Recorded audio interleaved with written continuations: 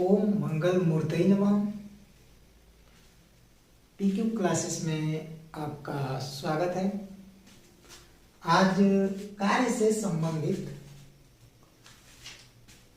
कुछ बड़ा मैटर है, छोटा भी मैटर है, लेकिन है जरूर, क्योंकि हम लोग मैक्सिमम काम करते हैं तो समझ में आता नहीं। जैसे हमको अभी भी एक उदाहरण याद आ रहा है, वो प्लेटफार्म वाला आप 9th में पढ़े होंगे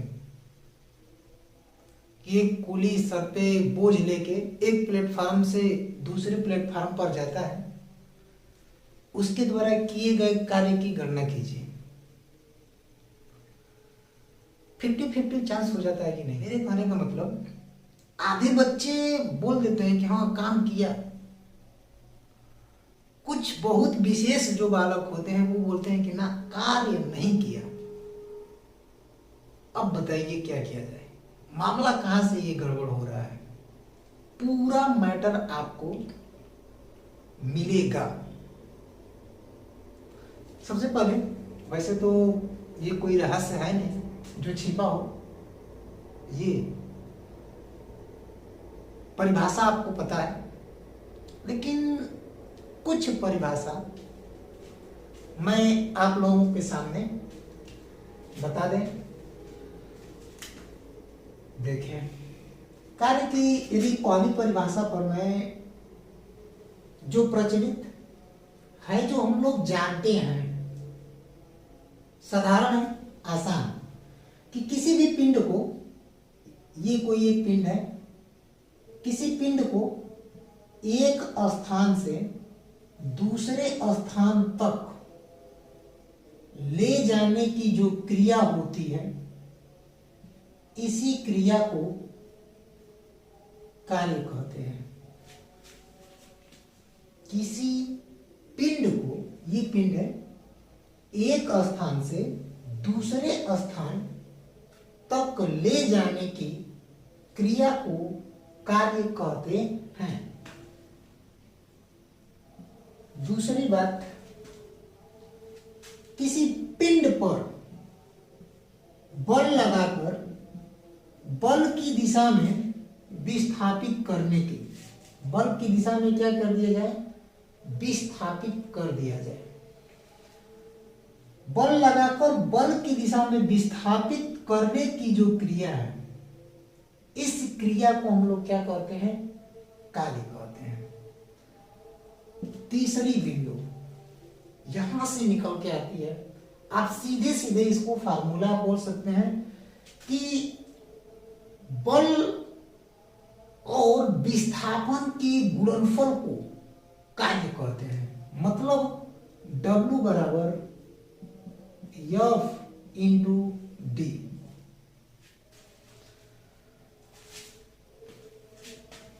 ठीक हुआ? एक बार थोड़ा सा फिर से रिवीजन कर देते हैं फटाफट। किसी पिंड को एक स्थान से दूसरे स्थान तक ले जाने की क्रिया को कार्य कहते हैं। इसको देखें, किसी पिंड पर बल लगाकर बल की दिशा में विस्थापित करने की क्रिया को कार्य कहते हैं। इससे सूत्र आता है कि बल और विस्थापन के गुणनफल को कार्य कहते हैं। तो ये तीन छोटा छोटा मैटर जो बहुत पहले से हम लोग परिचित हैं, ठीक है, आप इस पर फिर गौर करिए, दिमाग चलाइए और कार्य के मैटर को अब आगे बढ़ाया जाए। कार्य एक अदिश राशि है। कभी बातचीत हम लोगों की होगी या फिर कभी मौका मिला तो हम आप लोगों को सदिश और अदिश से संबंधित कुछ मैटर दे देंगे। तो यह एक अदिश राशि है। हालांकि इसमें बल और विस्थापन दोनों ही सदिश हैं, लेकिन ये अदिश राशि है। मात्रक इसका इसका यदि आपको निकालना है तो यदि आपको भौतिक सूत्र पता है तो आप आसानी से उसका मात्रक ज्ञात कर सकते हैं। हाँ, यदि किसी विशेष वैज्ञानिक के नाम पर यदि वो मात्रक है तो थोड़ी सी आपको समस्या हो सकती है, क्योंकि भाई जब आपको वैज्ञानिक का नाम नहीं पता है तो शायद नहीं ठीक जगह तक आप पहुंच पाए। जैसे यहीं पर कार्य का मात्रक, तो अभी हम लोग को कार्य बराबर क्या पता चला, तो कार्य बराबर आया है बल गुणे विस्थापन गुणे विस्थापन। कार्य का मात्रक बराबर बल का मात्रक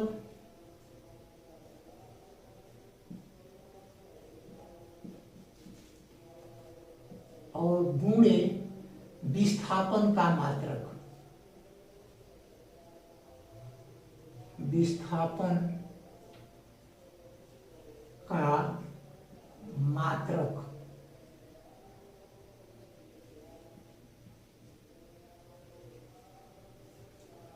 तो बल का मात्रक न्यूटन, मशहूर व्यक्ति हैं, फिजिक्स के जनक हैं न्यूटन। विस्थापन का मात्रक मीटर। तो कार्य का मात्रक हो गया न्यूटन इंटू मीटर। लेकिन कार्य को हम लोगों की भेजा में पहुंचाने वाले एक वैज्ञानिक हुए जूल।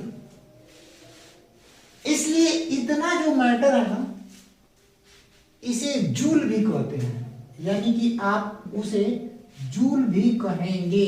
एक जूल बराबर होता है 1 न्यूटन इंटू 1 मीटर, या जूल किसके बराबर है, तो न्यूटन इंटू मीटर के बराबर है। यह जो मात्रक है आप लोगों का एसआई मात्रक है। कौन सा मात्रक है, एसआई मात्रक। इस मात्रक को यदि एमकेएस में बदला जाए, अच्छा तो बहुत से बच्चों को ये नहीं पता होता है कि एसआई मात्रक क्या है और एमकेएस मात्रक क्या है। ये एसआई मात्रक है। एसआई मात्रक का मतलब इसके द्वारा इंटरनेशनल यूनिटी ऑफ सिस्टम के द्वारा इसको एक्सेप्टेड, मतलब ये एक्सेप्ट है। अब एमकेएस मात्रक क्या होता है, ये कौन सा झमेला हो गया। दूरी को यदि आप मीटर में लिख दो, द्रव्यमान को यदि किलोग्राम को में लिख देते हो, और समय को यदि सेकेंड में लिख दिया जाए, तो यह हम लोगों का क्या हो जाता है, एमकेएस हो जाता है। यहाँ दूरी तो ठीक है, द्रव्यमान में गड़बड़ी है। द्रव्यमान यहाँ पर दिखाई नहीं दे रहा है, इसमें द्रव्यमान होता है लेकिन दिखाई नहीं दे रहा है। तो बल बराबर, यदि एमकेएस में हम थोड़ा सा इसको बदलें तो बल हम लोगों का होता है न्यूटन जो होता है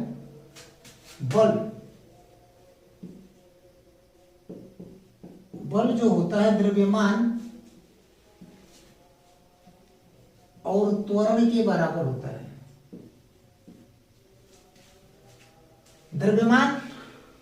द्रव्यमान को आप लिखेंगे किलोग्राम। त्वरण, तो त्वरण होता है मीटर प्रति सेकेंड स्क्वायर। मीटर प्रति सेकेंड स्क्वायर, और मीटर है अभी वाले 1 इंटू फिर से मीटर का मीटर में कर दीजिए, यानी कि ये हो जाएगा किलोग्राम मीटर स्क्वायर प्रति सेकेंड का स्क्वायर। यह जो मात्रक है, यही मात्रक कार्य का एमकेएस पद्धति में हो जाएगा। कार्य का एमकेएस पद्धति में ये मात्रक हो जाएगा। एसआई में न्यूटन मीटर, या आप इसे जूल भी कह सकते हैं। ठीक है इतना। मस्त हो गया। कार्य का मात्रक, तो कार्य बराबर आपको भौतिक सूत्र यदि पता है तो बल गुणे विस्थापन होता है, बल गुणे विस्थापन। बल का मात्रक आपको न्यूटन, विस्थापन का मात्रक मीटर, न्यूटन और इंटू मीटर को हम लोग जूल बोल सकते हैं, जूल होता है तो ये जूल हो गया, ठीक है। किसके बराबर हो गया, तो न्यूटन इंटू मीटर के हो गया। ये पूरा यानी कि जूल, कार्य का जो मात्रक जूल है ये एसआई मात्रक है। अब हमने बताया कि ये एसआई मात्रक है, इसका एमकेएस यदि बदला जाए तो एमकेएस में न्यूटन को बदलना होगा जी। न्यूटन को यदि आप किलोग्राम और मीटर में जो भी है, सेकंड वगैरह जो भी चीजें हैं उसमें आप चेंज कर देते हैं तो आपका वो एमकेएस में बदल जाएगा। ये देखिए मैंने न्यूटन को यहां से द्रव्यमान गुणे त्वरण, तो द्रव्यमान त्वरण का मतलब मीटर प्रति सेकंड स्क्वायर, और इस मीटर का ये मीटर हो गया, शार्प कर दीजिए, हो गया ये कार्य का मात्रक। अब थोड़ा सा बात क्वेश्चन पर पहुंचे हम लोग, इससे पहले एक और पॉइंट आता है, वो होता हम लोगों का संरक्षी बल, और दूसरा होता है असंरक्षी बल। दोनों थोड़ा सा चर्चा कर लिया जाए, काम आने वाला है इसलिए मैं ऐसा कर रहा हूं। संरक्षी बल ऐसा बल जिसके विरुद्ध किया गया कार्य पुनः प्राप्त हो जाए, ऐसा बल जिसके विरुद्ध किया गया कार्य पुनः प्राप्त हो जाए, उसे हम क्या कहेंगे, संरक्षी बल। ये देखिए बाली बाली करके ये उठाया, ये उठाया, ये उठाया, यहां से इतना ऊपर तक मैंने उठाया, ये मेरे द्वारा किया गया कार्य है, इतना मैंने कार्य किया, और इस कार्य को मैं छोड़ूं तो पुनः हमको क्या हो जाएगा, प्राप्त हो जाएगा। यानी कि जितना मैंने कार्य किया वो हमको पुनः क्या हो गया, प्राप्त हो गया। किसके विरुद्ध हमने कार्य किया, तो यह कार्य गुरुत्वाकर्षण बल के विरुद्ध हुआ है, इसलिए गुरुत्वाकर्षण जो बल है यहां पर हम लोगों का संरक्षित बल के अंतर्गत आ जाएगा। फिर से समझ लीजिए, संरक्षित बल का मतलब ऐसा बल जिसके विरुद्ध किया गया कार्य पुनः प्राप्त हो जाए। चुंबकीय बल भी है, गुरुत्वाकर्षण बल, चुंबकीय बल, उसके बाद वैद्युत बल। इन बलों के विरुद्ध किए गए जो कार्य होते हैं पुनः प्राप्त हो जाते हैं। अभी आपने देखा कि हमने यहां से ऐसे उठाएंगे, छोड़ेंगे तो पुनः ये वहां पर आके गिर जाएगा। तो यह क्या हो गया, हम लोगों का संरक्षित बल हो गया। अच्छा, असंरक्षित बल क्या होता है, तो ऐसा बल जिसके विरुद्ध किया गया कार्य, परिभाषा में है, मैटर सारा चीज इसी में मिलेगा आपको। ऐसा बल जिसके विरुद्ध किया गया कार्य पुनः प्राप्त नहीं किया जा सकता है। हालांकि वैज्ञानिक लोग बहुत प्रयत्न कर रहे हैं कि इसके विरुद्ध जो किया गया कार्य है पुनः प्राप्त हो जाए। इसका उदाहरण है घर्षण बल, श्यान बल। ये ऐसे बल हैं जिनके विरुद्ध काम किया जाए तो पुनः प्राप्त होने वाला नहीं है। चप्पल एक बार घिस गई सरकार तो घिस गई, वो फिर से प्लास्टिक या रबड़ लगने वाला नहीं है। क्या है ऐसा? अरे घर्षण से ही तो घिसता है, चप्पल जूता जो भी चीजें हैं, ठीक है। असंरक्षित बल एक बार फिर से देख लीजिए, यानी ऐसा बल जिसके विरुद्ध किया गया कार्य पुनः प्राप्त नहीं किया जा सके। उदाहरण घर्षण बल, श्यान बल। अब आए हम लोग अपने बिंदु पर। प्लेटफॉर्म वाला जो क्वेश्चन शुरू में कि एक कूली है किसी बोझ को लेकर एक प्लेटफॉर्म से दूसरे प्लेटफॉर्म पर जा रहा है, तो इस पर पूरी बातचीत हम लोग की होनी चाहिए। देखेंगे अब कूली यहां से ये प्लेटफॉर्म हो गया, ये एक हो गया, ये दूसरा प्लेटफॉर्म यहां पर है। यहां से इस बोझ के ऊपर नीचे की ओर एक बल काम कर रहा है, वह बल है mg। ध्यान से सुनिएगा, एक बल नीचे की ओर काम कर रहा है, क्या चीज, mg। यहां से इधर की ओर ले जा रहा है, विस्थापन इस दिशा में क्या हो रहा है, विस्थापन हो रहा है।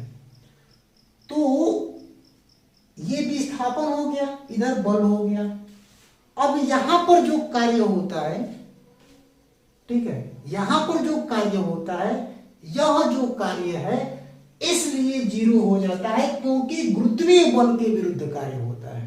यदि जब कभी भी आप संरक्षी बल, हमने बताया आपको संरक्षी बल में, थोड़ा सा सूत्र पर पहले वापस चलते हैं। संरक्षी बल में आप देखेंगे कि यहां पर विस्थापन और mg के बीच में 90 अंश का कोण है, 90 अंश का कोण है। तो एक फार्मूला होता है, क्या होता है, तो W बराबर होता है F into D cos theta. कहां से आया तो देख लीजिए, उसके बाद फिर वापस हम लोग यहां आ जाएंगे। ये एक दृढ़ तल है, ये हो गया दृढ़ तल। यहां पर एक पिंड है, छोटे बच्चे आप देखे होंगे, कुछ भी डब्बा डुब्बी मिल जाएगा तो उसमें रस्सी बांधकर और खींचने लगते हैं। ये है, तो यहां से आप क्या करिए, रस्सी बांध के खींच रहे हैं, मान लीजिए बल की दिशा इधर, इस पर एक बल लगा के खींच रहा है बालक, और ये क्या होता है कि यहां से यहां तक आ गया, यहां से यहां तक आ गया।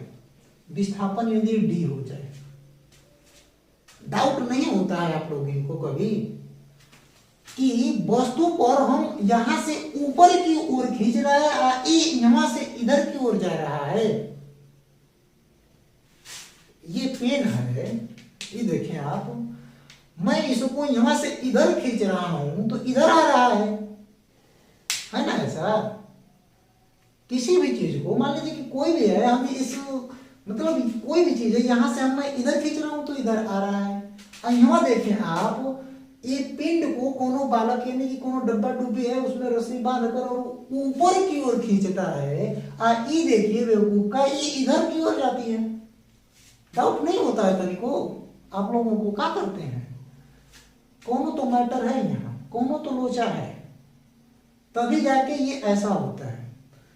खोज किया जाए, यदि मान लेते हैं कि इसके बीच का जो कोण है, विस्थापन और बल के बीच का कोण थीटा है।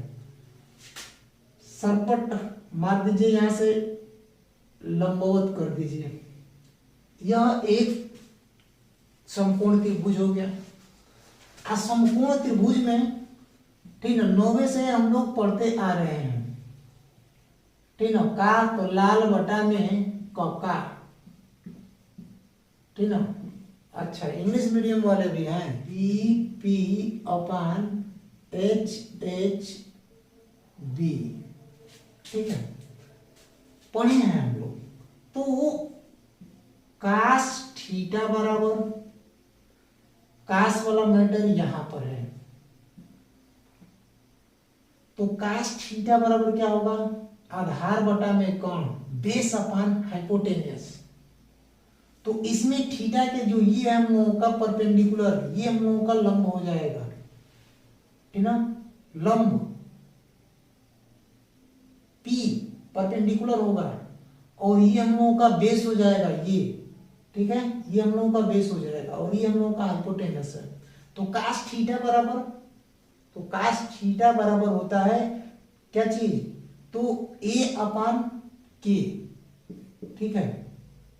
आधार बटा में कण, आधार बटा में कण। लेकिन ये तो हम लोगों को पता है कि यहां से यहां तक एफ बल है, यानी के का जो मान है एफ है, तो कास थीटा बराबर ए अपान एफ हो जाएगा। एफ लटका है, मानिए एक फाइट इधर दिया जाए, यानी कि एफ कास थीटा बराबर ए हो जाएगा। भाग में है जी, इधर आएगा तो गुणा ना हो जाएगा। मार मत दीजिएगा, एक फाइट सही है का, बगल वालों को मार देते हैं, सर जी बोले हैं एक फाइट मारने के लिए, मार दीजिए, वो दिया जाए, तब तो मामला भर तक पहुंचेगा। निपटिएगा यार, हुकूमत लगाइएगा। आ गया, आधार कितना आया, एफ कास थीटा। मतलब ये कि बच्चे के द्वारा यहां से ऊपर की ओर खींच रहा है, तो इस डायरेक्शन में एक बल काम करता है चोरी चुपके, जो हम लोगों की आंखिया से नहीं लौकता है। कौन सा बल काम करता है, तो उसका नाम है एफ कास थीटा। इसी बल के कारण यह पिंड यहां से इधर की ओर जाता है। और कार्य बराबर हम लोग अभी जस्ट पहले ही पढ़े हैं, क्या पढ़े हैं, तो कार्य बराबर पढ़े हैं सरकार, क्या चीज, तो बल गुणे में विस्थापन पढ़े हैं। ये बताइए, इस पिंडवा को यहाँ से इधर की ओर खींचने वाला कौन बल काम कर रहा है, कौन, तो यही ना एफ, है ना, एफ कास थीटा। काम करने वाला जो बल है एफ कास थीटा है। अब विस्थापन कितना हुआ जी, तो विस्थापन डी हुआ है, तो इनटू में हम लोगों का ये हो गया डी। मैटर सॉल्व कर दीजिए, यानी डब्ल्यू बराबर हम लोगों का हो गया F D cos theta. Theta का मान यदि 90 अंश होगा तो कास थीटा का मान 0 होता है। यही मैटर यहाँ पर काम करने लगता है। डी है ये बल है, mg है, एफ है, नीचे की ओर काम कर रहा है, दोनों के बीच का जो कोण है 90 अंश हो जाता है। इसलिए यहाँ पर काम करने वाला जो भी कार्य है, वह कार्य 0 होता है।